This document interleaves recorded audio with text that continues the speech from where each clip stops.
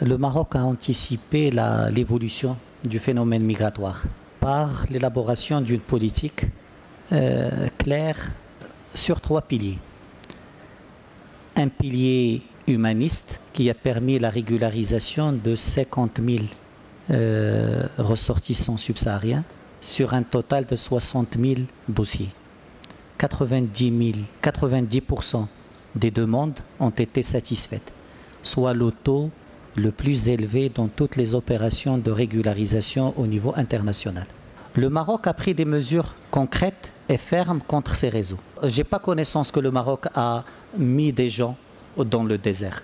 Ce n'est pas notre pratique et ce n'est pas la politique du Maroc. Mais le Maroc a agi avec responsabilité et fermeté contre les réseaux, pas en tant que gendarme, mais en tant qu'État responsable.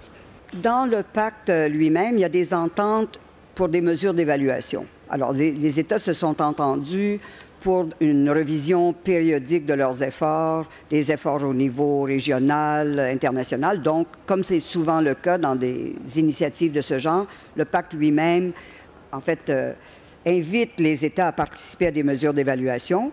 Et je pense également qu'il va y avoir au niveau national, régional, beaucoup d'attentes qui sont suscitées par ce genre d'initiative. Donc, les médias, la société civile, j'en ai beaucoup parlé. Vous avez vu la présence ici de toute une mobilisation de la société civile, du monde des affaires, des syndicats. Alors, je pense qu'il va y avoir beaucoup d'intérêt à vérifier la mise en œuvre des initiatives. Et je dis bien des initiatives, parce que c'est plus ça ou des engagements, plus ça que des obligations comme telles. Je pense qu'il y a 3 défis que le pacte devrait relever dans les prochaines années.